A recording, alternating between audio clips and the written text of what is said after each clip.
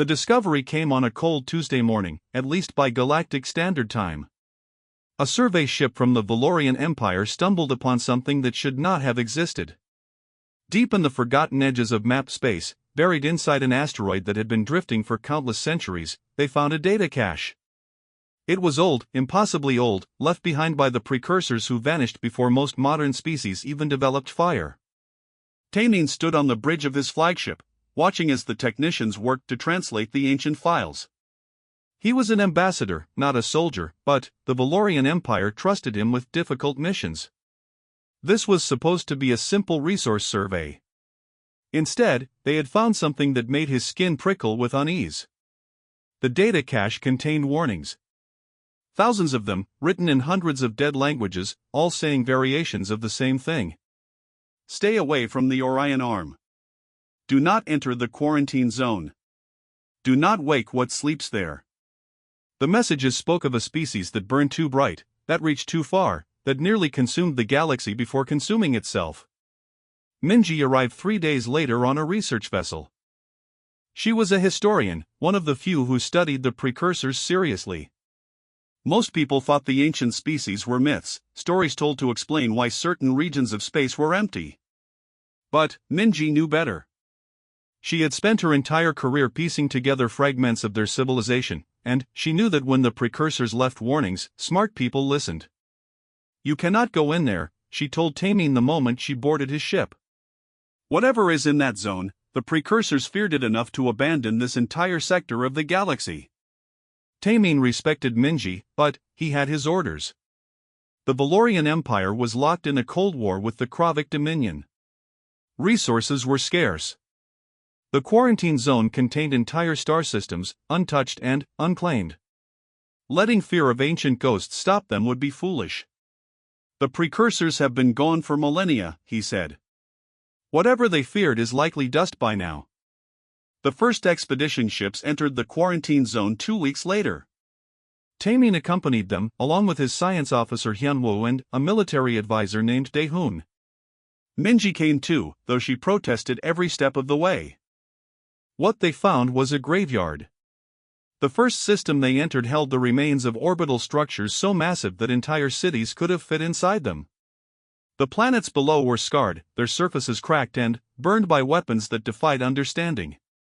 Debris fields stretched between the worlds, millions of pieces of metal and composite materials that had once been ships, stations, and habitats. Everything was silent. Everything was dead. How long has this been here? Daehoon asked, his voice barely a whisper. Hyunwoo ran some calculations, analyzing the decay patterns and radiation signatures. At least 5,000 years. Maybe longer. They moved deeper into the zone, finding more of the same. Dead systems, ruined worlds, and, everywhere, the same symbol, a clenched fist holding lightning bolts. Sometimes it was carved into debris, sometimes painted on the sides of broken stations. And, beneath it, in hundreds of different languages, they found a single word repeated endlessly. Earth. What does it mean? Tamine asked. Minji had gone pale. She was looking through the precursor archives, cross-referencing the symbol with fragments of ancient texts. It was their name for themselves. The ones who lived here. The ones the precursors fled from. Who were they? Humans, Minji said quietly. They called themselves humans. The discovery of the vault came almost by accident. They were surveying a frozen moon in the 7th system when Hyunwoo detected a power signature. It was faint, barely registering, but it was there. Something on this dead moon was still active after thousands of years. They drilled through 3 kilometers of ice to reach it. What they found took their breath away. The vault was enormous, stretching deep into the moon's core. Its walls were made of materials that their scanners could not identify, built with precision that made modern engineering look primitive. And, everywhere, there were pods. Millions of them, arranged in perfect rows that extended further than their lights could reach. What is this place? Daehoon breathed. Hyunwoo approached the nearest pod carefully. Inside, visible through a transparent panel, was a figure. It looked almost familiar, bipedal and roughly the same size as most galactic species, but there were differences. The bone structure was denser, the muscle mass more compact. It was a biological design built for efficiency and endurance. "They are alive," Hyunwoo said, checking the pod's readings. "Frozen, but alive. These systems have been keeping them in stasis for thousands of years." Taemin made a decision that would change the galaxy. Despite Minji's protests, despite the warnings, despite every instinct telling him to leave this place undisturbed, he ordered one pod opened. They needed to know. They needed to understand what the precursors had feared so much. The pod they selected contained a female. The revival process took 6 hours, during which automated systems throughout the vault began to activate. Lights flickered on in sections that had been dark for millennia. Machines hummed to life, running diagnostics and checks on equipment that predated modern civilization. When her eyes finally opened, Taemin saw something in them that made him take a step back. It was not anger or fear. It was grief, deep and endless, the kind that comes from losing everything. Her name was Jaiwan. Through translation devices, they managed to communicate with her, though her language was dead and her dialect ancient. She was confused at first, disoriented, asking questions about people and places that no longer existed. When they told her how long she had been asleep, she wept. Then, she asked them a question that sent chills down Taemin's spine. "Why did you wake me? Didn't you see the warnings?" Minji stepped forward. "We saw them. We need to understand. What happened here? What were you?" Jaiwan looked at them with eyes that had seen the end of civilization. "We were humans," she said. "We were the species that almost destroyed the galaxy. And, when we realized what we had become, we chose to sleep rather than let it happen again." She stood slowly, her muscles remembering movement after 5,000 years of stillness. "You have made a terrible mistake," she said quietly. "Because waking one of us means waking all of us. And, I am not sure the galaxy is ready for humanity to return." Alarms began to sound throughout the vault. On displays around them, they saw other pods beginning their revival sequences. First dozens, then hundreds, their systems responding to the activation of Jaiwan's pod. Throughout the vault, throughout the moon, and on other moons and other systems across the quarantine zone, humanity was waking up. Taemin realized then what he had done. He had not just opened a tomb. He had opened a door that had been sealed for very good reasons, and now he had no idea how to close it again. Jaiwan spent the first 3 days in a medical bay, recovering from millennia of sleep. Her body remembered how to function, but her mind struggled with the reality of her situation. Everyone she had ever known was either dead or sleeping in vaults scattered across dead space. Her civilization was gone, reduced to ruins and warnings that nobody had heeded. Taemin visited her often, trying to understand. She was not hostile, just tired and sad in a way that went beyond words. She answered his questions when she could, though many of them made her eyes grow distant with memory. "Why did you do it?" he asked during one visit. "Why put yourselves to sleep?" Jaiwan looked at him for a long moment. "Because we were dangerous. Not just to others, but to ourselves. We had become very good at destroying things, and we could not stop." She agreed to show them the archives. The vault was not just a sleeping chamber, she explained. It was a repository of human history, a final record of everything they had been. She led them to a central chamber where holographic displays waited, their systems still functional after all this time. What they saw in those displays changed everything they thought they knew about the universe. Humanity's history played out before them in light and sound. They watched as primitive humans discovered fire, built cities, developed technology at a pace that seemed impossible.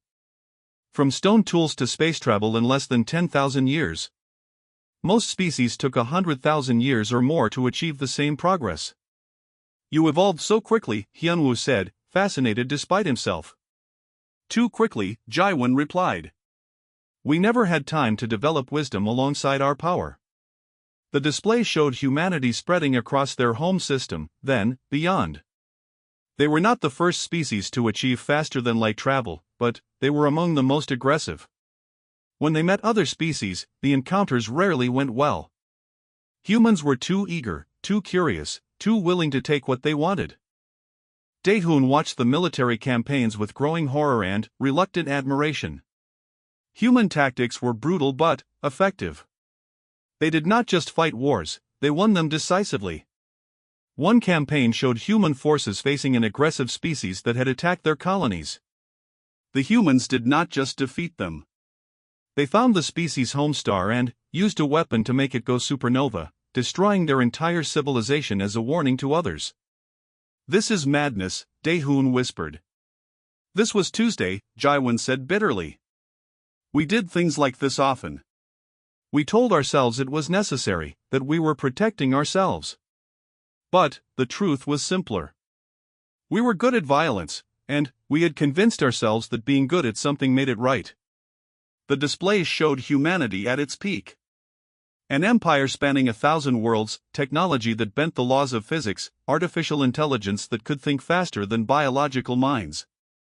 They had achieved things that modern species could only dream of achieving. And then, it all came crashing down. The Civil War started over something small, a political disagreement that spiraled out of control. Humans had always been fractious, prone to division and conflict. This time, they had the weapons to turn their disagreements into apocalypse. The war lasted 3 generations. Entire star systems were destroyed. Planets were cracked open. Artificial intelligences turned on their creators, adding chaos to the catastrophe. Billions died, then trillions.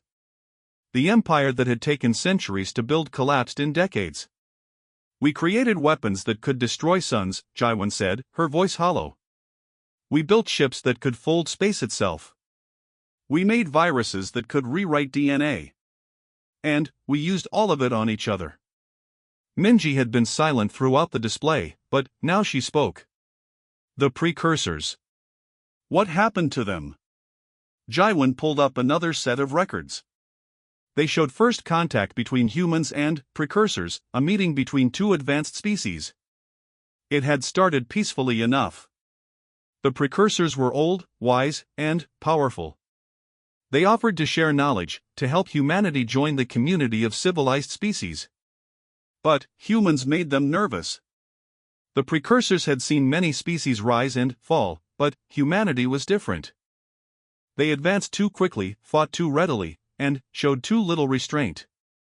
When the precursors suggested that humans slow down, consider the consequences of their actions, humanity took it as an insult. There was no war between humans and precursors. The precursors were too wise for that. They simply left. They packed up their civilization and departed known space, leaving behind only warnings for whoever came after. Their message was clear: let humanity burn itself out or leave it alone. Either way, stay away. "They were afraid of you," Taemin said. "They were smart," Jaiwan corrected. "They saw what we could not see in ourselves. That we were not ready for the power we wielded. That we would destroy ourselves if left unchecked." The final displays showed the aftermath of the Civil War. The surviving humans, perhaps a few billion out of trillions, faced a choice. They could try to rebuild, to restore their empire and, perhaps repeat the same mistakes. Or they could do something unprecedented. They chose sleep. Across what remained of human space, the survivors built vaults. Enormous facilities designed to keep them in stasis for thousands of years. They encoded warnings in every language they could translate, hoping that whoever found them would have the wisdom to leave them undisturbed. Then, they went to sleep, voluntarily removing themselves from the galaxy until enough time had passed for their legacy of violence to be forgotten. "We thought we were doing the right thing," Jaiwan said. "We thought that if we slept long enough, the galaxy would heal from what we had done. That maybe, when we woke up, we would be ready to be better than what we were."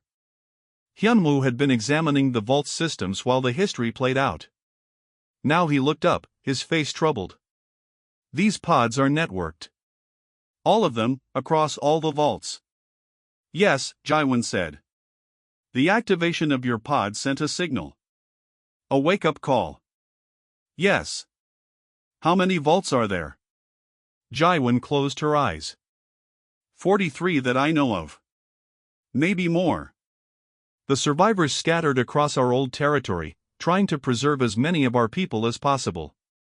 And how many humans in total? Approximately 8 million. The number hung in the air like a threat. 8 million humans, all beginning to wake up because Tamine had made a single decision. 8 million members of a species that had terrified the precursors, that had destroyed their own civilization, that had chosen exile over existence. Minji grabbed Tamine's arm. We need to seal this vault. We need to reverse the process before it is too late. But Jaiwan shook her head. It is already too late. The cascade has begun. Once started, it cannot be stopped. The vaults will open, one by one, until all of us are awake. She looked at Tamine with something like pity. You wanted to know what the precursors feared. In a few months, you will understand completely. Alarms blared throughout the facility. On the displays, they saw status updates from other vaults across the quarantine zone. One by one, they were coming online, their ancient systems remembering their purpose. Humanity had slept for 5,000 years, dreaming of a galaxy that had moved on without them. Now they were waking up, and nobody knew what would happen next. News of humanity's discovery spread through the Galactic Council faster than Tamine could have imagined. He had tried to keep it quiet, to control the information, but there were too many people involved. Within 2 weeks, every major species knew that humans were real, that they were waking up, and that the ancient warnings had been ignored. The reactions varied wildly. Some species saw opportunity. Others saw threat. None saw it as good news. The Valorian Empire, Tamine's own government, immediately saw potential military applications. They sent messages demanding that Tamine secure as many humans as possible, learn their technology, make alliances. The Empire was desperate for any advantage over the Krovic Dominion, and ancient human weapons could tip the balance of power. Minji led the opposition. She appeared before the Galactic Council, presenting evidence from precursor archives that she had spent years translating. The records were clear: every species that had encountered active humanity either joined them through conquest or alliance, fled the galaxy entirely, or was destroyed. There was no middle ground with humans. They were too aggressive, too innovative, too willing to do whatever it took to win. We must contain this situation before it becomes a catastrophe, she argued. The vaults should be resealed. The humans should be returned to stasis until we can properly prepare for their integration. But it was already too late for that. The cascade Jaiwan had warned about was accelerating. More pods were opening every day. And not everyone agreed that humans should be put back to sleep. The Krovic Dominion saw humanity as an existential threat. Their military strategists ran simulations based on the historical data, and every single simulation ended badly for the Krovics. If humanity was allowed to fully wake up, to rebuild even a fraction of their former power, they would dominate the galaxy within a generation. The Krovics decided to act first. The attack came without warning. A Krovic battle fleet entered the quarantine zone and targeted the vault where Jaiwan and Tamine's team were stationed. Their plan was simple: destroy the vaults before humanity could fully wake up, eliminate the threat while it was still manageable. They expected to face minimal resistance. The vaults were thousands of years old, operated by barely awake humans who had no modern military. It should have been a simple extermination mission. They were wrong. The moment Krovic weapons locked onto the vault, defensive systems activated. Not the slow, careful activation of revival pods, but the instant, violent response of military systems designed to protect something precious. Weapons that had been dormant for 5,000 years came online in seconds. Hyunwoo watched from the vault's control room as ancient defense platforms tore through the Krovic fleet. The weapons were old, almost primitive by modern standards, but they were used with a creativity and precision that was terrifying. Point defense systems predicted Krovic movement patterns and fired at where ships would be, not where they were. Missile salvos split into smaller warheads that reformed into new configurations mid-flight. Energy weapons bounced off reflective surfaces at angles that seemed to defy physics. How are they doing this? Hyun-woo breathed. Jaiwan stood beside him, her face grim. The defense systems are automated, but they are learning. Human military AI was designed to adapt, to think creatively. It has had 5,000 years to run simulations, to imagine every possible threat. The Kravik fleet was veteran, experienced, well-equipped. It did not matter. Within 20 minutes, a third of their ships were destroyed or disabled. The survivors retreated in chaos, broadcasting warnings about weapons that fought with intelligence and malice. But the damage was done. Kravik weapons had breached part of the vault before the defenses activated. Sections were decompressing, pods were damaged, and, worst of all, the cascade was accelerating. The attack had triggered emergency protocols across the entire vault network. Hundreds of pods were initiating immediate revival sequences, waking humans decades ahead of schedule. Taemin found Jaiwan in the medical bay, helping newly awakened humans. They were confused, frightened, asking questions about the war that ended 5,000 years ago. Some of them were crying. Others were angry. All of them were lost. "This is my fault," Taemin said. Jaiwan looked at him with tired eyes. "Yes, it is. But blame will not fix anything now. We have to deal with what is, not what should have been." Among the newly awakened was a man named Sungo. He had been a military commander in the old empire, one of the officers who survived the Civil War. Unlike Jaiwan, who had accepted humanity's exile, Sungo had never truly believed that sleep was the answer. He had gone into his pod reluctantly, following the consensus of the survivors but never agreeing with it. Now, waking to find his people under attack, his old instincts came roaring back. "We need to defend ourselves," he told the gathering crowd of awakened humans. "They attacked us while we were sleeping. They tried to exterminate us." Jaiwan tried to calm him. "Sungo, we do not know the full situation. We have been asleep for 5,000 years. We cannot just start fighting again." "They fired first," Sungo replied. "That makes the situation very clear." Another awakened human, an engineer named Yunji, discovered something that made the situation worse. The vault was not just a storage facility. It was also an armory. Beneath the levels where humans slept, there were factories, shipyards, and weapon storage facilities. Everything needed to support a military campaign, all of it designed to activate if the vaults were ever threatened. This was a backup plan, Yunji explained to Taemin. The survivors who built the vaults knew that sleep might not work forever. So they prepared for the possibility that we would need to defend ourselves. Dae-hoon, who had been cataloging the awakening humans' capabilities, made a troubling report. "Ambassador, you need to see this. The humans are accessing systems we did not know existed. There are factories in asteroid belts beginning to activate. Shipyards in deep space coming online.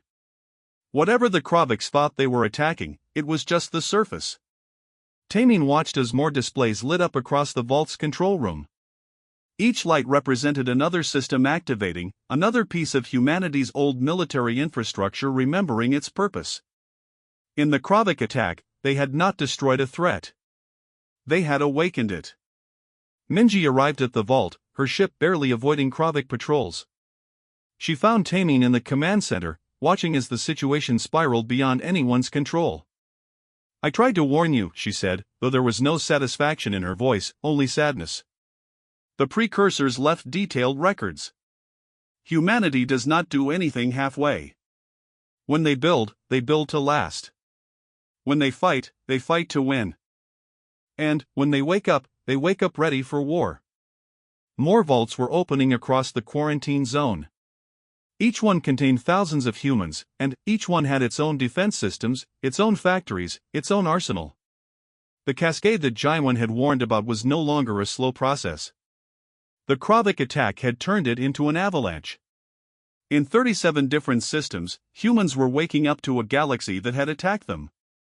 And, throughout those systems, weapons that had slept for 5,000 years were remembering how to kill. Sungo stood before the growing crowd of awakened humans, his voice carrying the authority of someone who had commanded fleets. They think we are weak because we have been asleep. They think we are vulnerable because we are few. They are about to learn what our ancestors knew: humanity does not need to be many to be dangerous. We just need to be awake. Tamien realized with growing horror that he had not just discovered an ancient species. He had started a war. 6 months after the first awakening, the galaxy had changed in ways nobody could have predicted. 37 vaults had completed their revival sequences. 2 million humans were now awake, with more emerging every week. What had started as a historical curiosity had become a crisis that threatened to reshape galactic politics. Sungo had established himself as the de facto leader of awakened humanity. It was not a position he had sought, but, when the Kravik attack came, people needed someone who could organize a defense. He was a military commander, trained in an era when humanity fought wars across star systems. The newly awakened humans looked to him for guidance, and he provided it. But leadership came with difficult choices. The awakened humans were not unified. Some, like Jaiwan, believed that humanity should integrate peacefully into the current galactic order, learning from their mistakes and building something better. Others, like a ship captain named Juno, believed that humanity should reclaim their place as a dominant species, that 5,000 years of exile was punishment enough. Juno had been a frigate commander in the old empire. He woke up angry, remembering the glory days when humans feared nothing and no one. He gathered followers who felt the same way, veterans who remembered when humanity made galaxies tremble. "We chose to sleep because we were weak," Juno told his supporters. "We let guilt control us. But, look at what happened. We slept, and the galaxy forgot us. We tried to be peaceful, and they attacked us in our beds. Our ancestors were right about one thing: the galaxy only respects strength." The Galactic Council convened emergency sessions almost daily. Representatives from dozens of species argued about what to do with humanity. Some proposed military containment. Others suggested immediate integration. None of the solutions seemed adequate. Daehun, who had been promoted for his role in First Contact, argued for peaceful integration. "The humans I have met are not monsters," he told the council. "They are people trying to understand a galaxy that changed while they slept. Yes, they have dangerous capabilities, but so do we. The question is whether we treat them as potential allies or guaranteed enemies." Minji presented a different perspective. She had spent months analyzing human psychology and history. Her conclusions were troubling. Humans are not evil, but they are fundamentally different from modern species. They evolve faster, innovate quicker, and see conflict as a natural part of existence. Every simulation we run shows the same pattern: either humanity dominates through superior tactics and technology, or we destroy each other trying to prevent that domination. The simulations were based on historical data and current capabilities. They showed humans developing new weapons within months, reverse engineering modern technology within weeks, and adapting to galactic warfare with terrifying speed. Even with only 2 million awakened, humans were already producing innovations that challenged conventional thinking. Yunji had become an unofficial bridge between humans and the Galactic Council's scientific community. She shared knowledge carefully, teaching modern engineers about principles that humanity had discovered millennia ago. But she also learned, discovering that modern species had developed technologies in directions humans had never considered. "We were not superior," she told Hyun-woo during one of their collaborative sessions. "We were just different. We focused on weapons and expansion because that is what we thought mattered. But you have developed technologies for cooperation and sustainability that we never imagined. Maybe that is the real difference between us." Jaiwan had established herself as humanity's primary diplomat. She worked with Minji and others to create cultural exchange programs to help humans understand modern galactic society and help other species understand human psychology. It was exhausting work, made harder by the fact that many humans did not trust aliens and many aliens feared humans. "We are trying to build understanding," she reported to Sungo. "But it is difficult when both sides are afraid of each other." Sungo listened, but his attention was divided. He was preparing for the next Kravik attack, because he knew it was coming. The Kroviks had lost ships and honor in their first strike. They would not let that stand. He was right. The Krovik Dominion spent 6 months preparing a response. They gathered intelligence, built specialized weapons, and trained their forces in anti-human tactics. Then, they launched simultaneous attacks on 12 different human settlements, hoping to overwhelm defenses before humanity could coordinate a response. It was a sound strategy against any normal opponent. Against humans, it was a disaster. Juno intercepted the Krovik fleet heading for his settlement. His ships were old, barely functional museum pieces that had been stored in deep space. But they were crewed by humans who remembered how to fight, and commanded by officers who had spent their entire lives studying warfare. The battle lasted 4 hours. The Kroviks had superior numbers and modern technology. The humans had creativity, experience, and a willingness to take risks that made Krovik commanders hesitate. Human ships used tactics that modern species considered too dangerous, flying through debris fields at speeds that could tear ships apart, using gravity wells to slingshot around planets, even deliberately creating breaches in their own hulls to vent atmosphere for emergency maneuvering. When it was over, the Krovik fleet was destroyed. Juno's forces had lost ships too, but they had proven a point: humans might be outnumbered and outgunned, but they could still win. The other 11 attacks went similarly. Humans defended themselves with a ferocity that shocked galactic observers. They did not just repel attacks, they counterattacked, pursuing fleeing Krovik ships and destroying them. Within 3 weeks, the Krovik Dominion had lost a third of their entire fleet. The galaxy watched in horror as humanity demonstrated why the precursors had fled. These were not even the full strength of humanity, just 2 million refugees from a dead empire. And they were winning. Tanin found himself in an impossible position. His government, the Valorian Empire, wanted him to maintain good relations with humanity, to learn from them and potentially ally with them against the Kroviks. But he had seen what humans were capable of, and he was not sure that having them as allies was any safer than having them as enemies. He met with Sungo in a human settlement that had been built from nothing in just 6 months. The humans had taken a dead moon and turned it into a functioning city, using technology that blended ancient designs with modern materials. "Your people are winning this war," Tanin said. "But at what cost? Every battle makes the other species more afraid of you." Sungo looked tired. Command was wearing on him, the weight of 2 million lives and the memory of a dead empire. "What would you have us do? We tried sleeping. We tried removing ourselves from the galaxy. They attacked us anyway. Should we let them kill us to make everyone else feel safer? There has to be a middle path." "Perhaps. But I have not seen it yet." Yunji brought Sungo troubling news. While cataloging Awaken humans, she had discovered authorization codes in the deeper vault systems. Codes for weapons that had been locked away during the Civil War, deemed too dangerous to use even by a species that had cracked planets. "These weapons could end this war immediately," she told him quietly. "But they would also prove that we have learned nothing from our exile." Sungo studied the codes, knowing what they represented. The power to extinguish stars, to tear holes in space, to deploy viruses that could rewrite the DNA of entire species. His ancestors had created these horrors and, then, locked them away, recognizing too late that some weapon should never be built. "Keep these codes secure," he ordered. "And pray we never become desperate enough to use them." But desperation was coming. The Krovik Dominion, humiliated by their losses, was preparing a final strike. They were building a weapon designed to sterilize an entire star system, to kill millions of sleeping humans before they could wake. Intelligence reports suggested the weapon would be ready within weeks. Juno came to Sungo with a simple request: give him the authorization codes. Let him show the Kroviks what happens when you threaten humanity.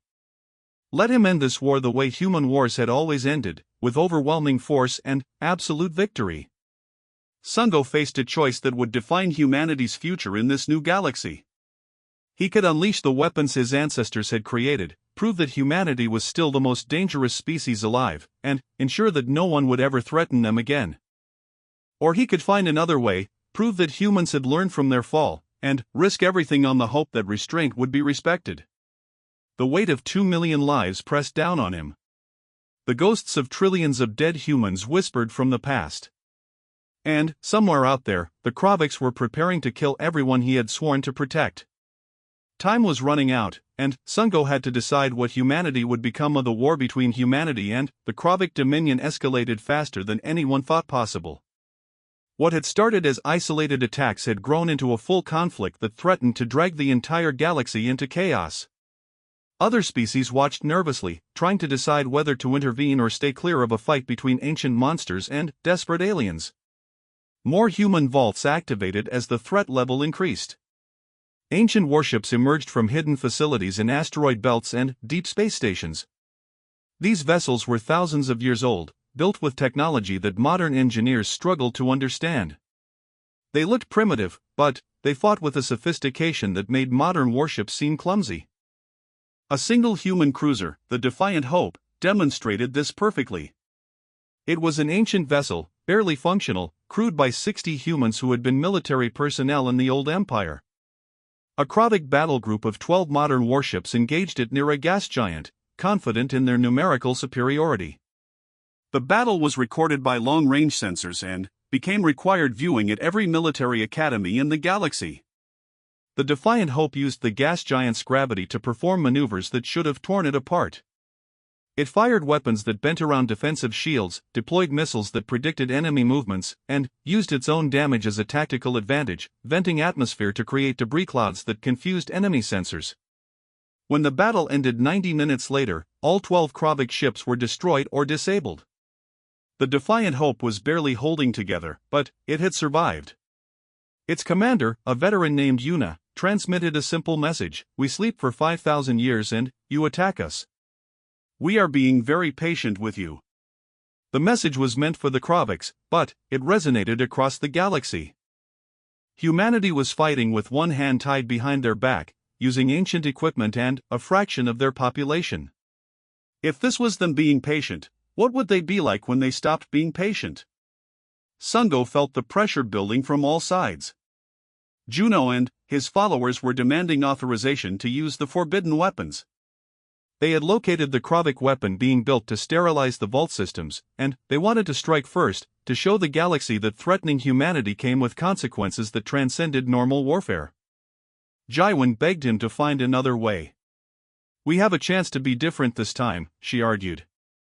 "To show that we learned from our mistakes.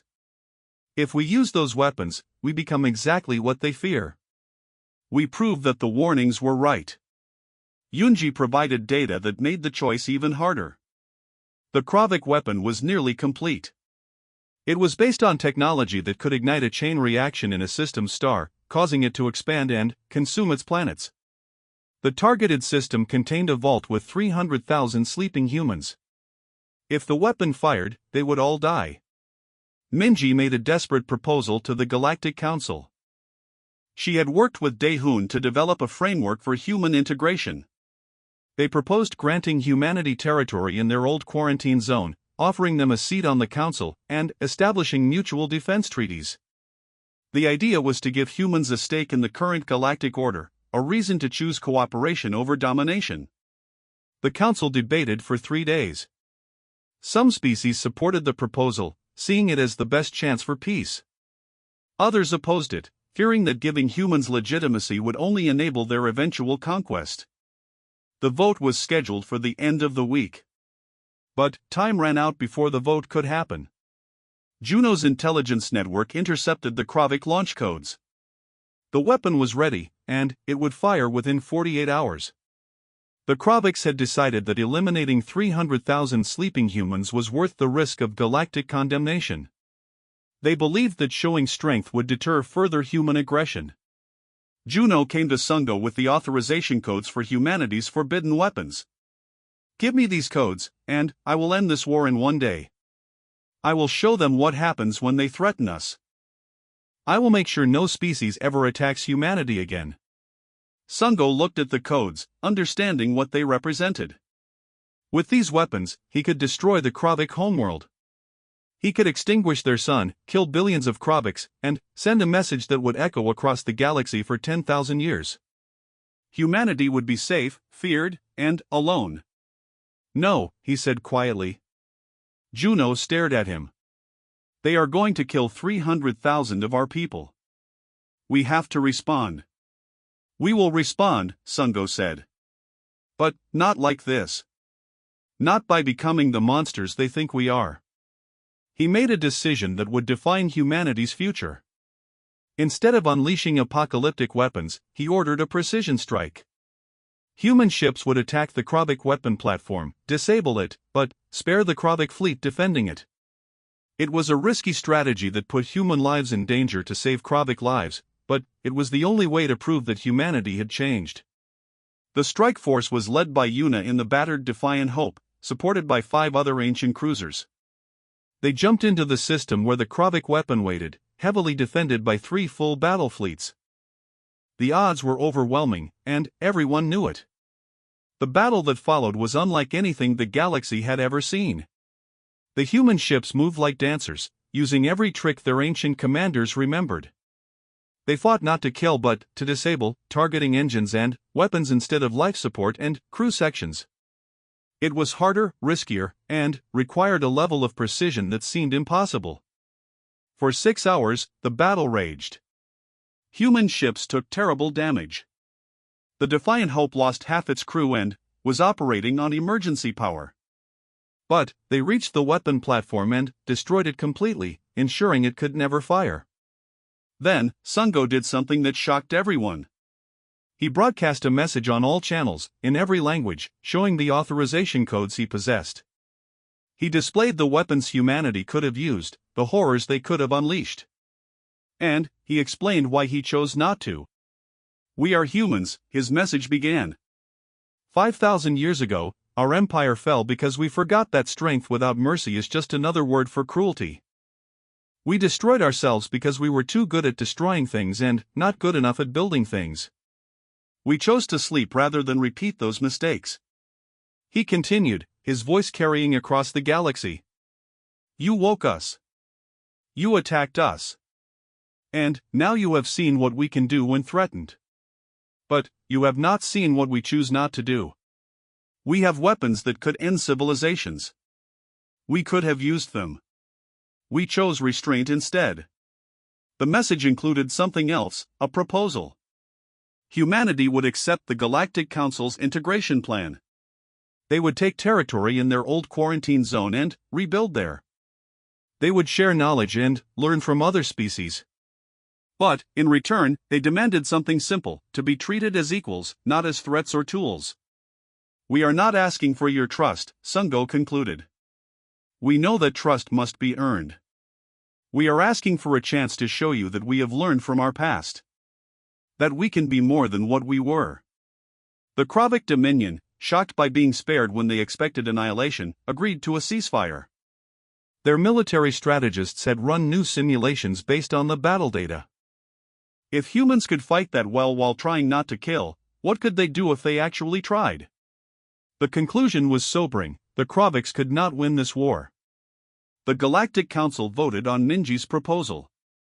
The debate was heated, but Sungo's message had changed the dynamics.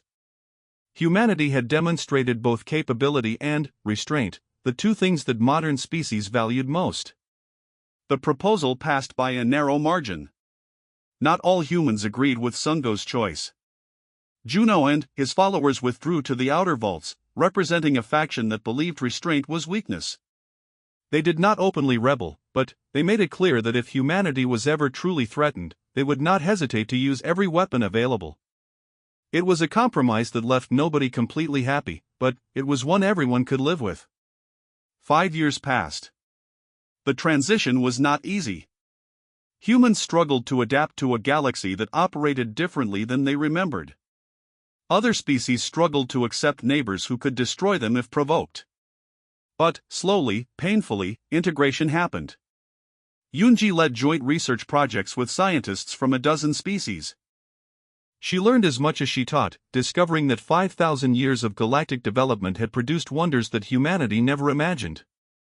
But collaborative work produced innovations that benefited everyone.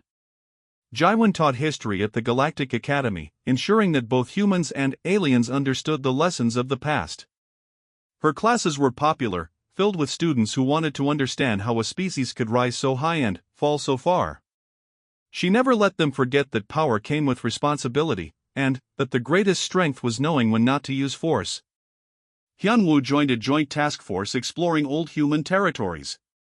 They found more vaults, more sleeping humans, and they woke them peacefully, integrating them into the new order.